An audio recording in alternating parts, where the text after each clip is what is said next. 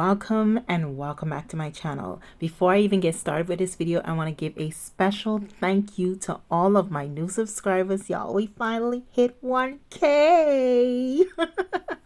We finally hit 1K and I am so excited, and I wanted to say thank you to all of you that subscribed, as well as my OG subscribers. Thank you guys for continuing to support me and show love in the comment section.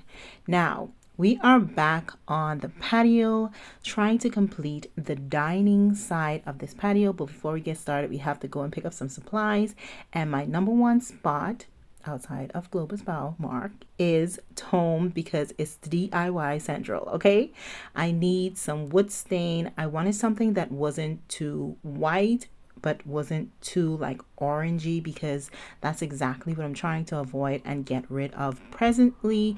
So I wanted something that was in between, and I didn't mind that yellowish color, and it said natural, so I wanted to test out just how natural it would look.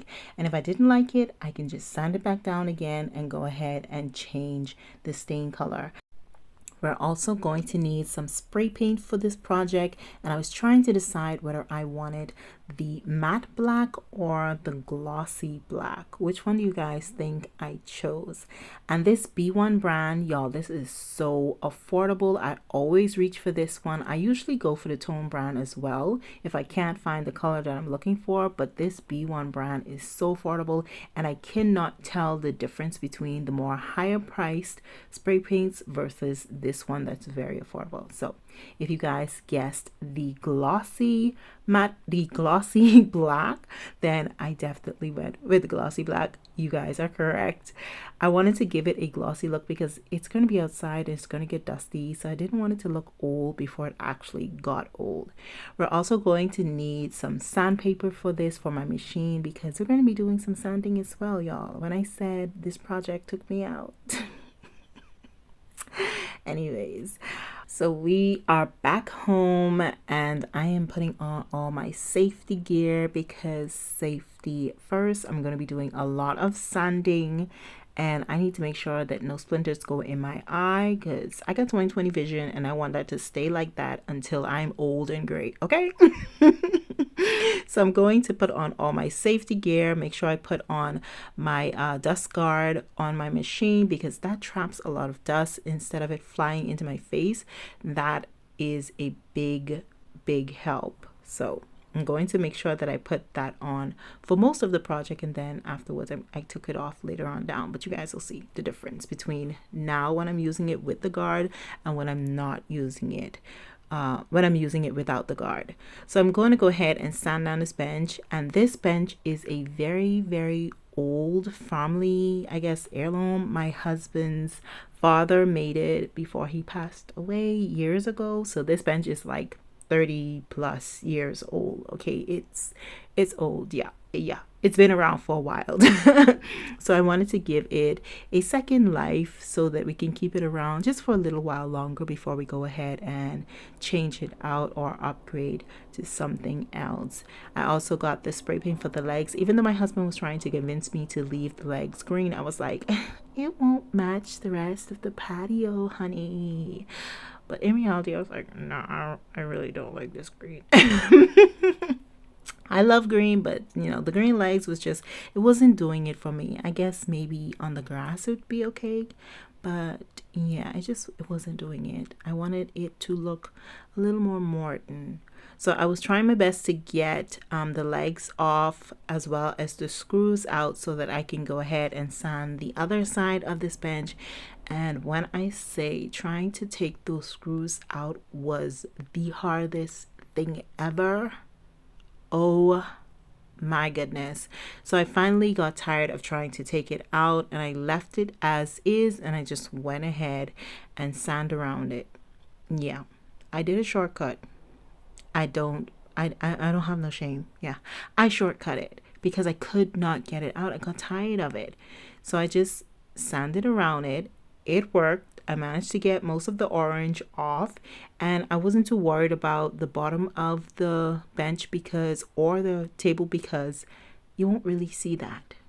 You know, I just wanted to make sure I got off as much as I could from the old stain, so that when I apply the new stain, it takes into the wood and, you know, helps it to last a lot longer, as well as protect it while it's outside, because it usually does stay outside under the covered patio. And here's me just trying my hardest. Remember I told you guys earlier I was trying my hardest to take those screws out. Here's me trying to take those screws out of that bench so that I could sand the back of it or the bottom of it. And I could not get them out. As you guys can see, I am trying everything. But I got tired of it, and I said, you know what? Whatever. I'm not going to force it. And I did not want to cut the screws down to go ahead and replace them. Like I said, this project was on a budget, and I wanted to make sure I stayed within that budget. So I just sanded around them. And you guys, would you believe it or not, after I was done sanding all of it down, the screws started to fall out by themselves. This is why you don't force stuff. They started to fall out by themselves. I was like, you know what? Whatever, sis. Do what you got to do. I'm going to do what I got to do. So here's the before of how the bench looked versus after, and I could not believe how nice the wood still looked after sanding it down. It looked brand new. I loved that natural tone, because this orange tone, it just was not doing it for me. Okay, so you guys can see how much sand is coming out without the sand guard. I just got tired of taking it off and emptying it out and then putting it back on. I was like, you know what, I'm gonna just leave it off. Okay. But you guys can see there was a lot of sand all over me because I left it off, and I did not care. Okay, at that point I did not care. I just wanted it done. So here's me sweeping down my bench as well as my table so that I can get as much as the sand dust off as possible before I go ahead and add my stain to my bench and my table.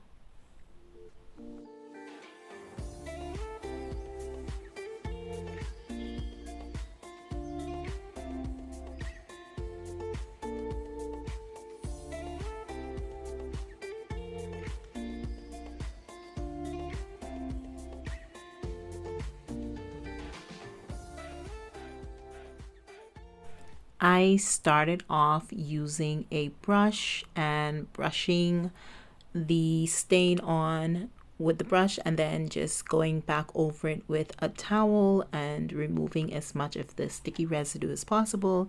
But then afterwards I got tired of that, and I just continued on with the towel alone. I went in, I used the towel and applied it, and then I just would fold it over to a drier part, and I would try to take off as much as I could of the sticky residue, and that worked much faster. So I would recommend that you use a towel instead of a brush. The brush is extremely tedious and it's very, very annoying if you ask me. It's the very next day. I went ahead and left the wood to dry overnight because I did not want it to be too sticky when I added the second coat on top of it. So I just left it overnight, child. Plus I was really tired. I was extremely tired. So the next day I decided to work on the legs. I washed them down first with some vinegar as well as some dish liquid in some warm water, just to get rid of all of that debris that was built up on it and the dust and whatnot before I spray painted it. And I just rest them down on a old cardboard that I did a lot of painting on, because I paint a lot. When I mean paint, I mean I actually paint photos, pictures, paint. So I just decided to use that and add them on top of it and spray paint it, because I didn't want to ruin my grass anymore, because it's already lacking, as you guys can see. Like, she needs help. Okay, and I didn't want to assist in killing her any further. So I add the cardboard on top, and I went ahead and spray painted these legs as best as I could, because child, those little teeny lines in between was hard to get. Okay, and I did wear my mask, so in case you guys were wondering, yes, I have a mask on while I am spray painting. The spray paint recommends that you leave it for 24 hours before handling it, so I just left it overnight once again and let it dry. So this is the next day. I'm putting everything back together. I added the legs on it, as well as did some little touch up on the legs for the spots that I missed, and I also went over the wood again with a second coat of that stain just to give it a little extra protection. And that was basically it. I hope you guys liked this video. If you did, please give your girl a big thumbs up. The bench looks so good. I cannot wait for part 2. So y'all guys stay tuned, and I will see y'all in my next video.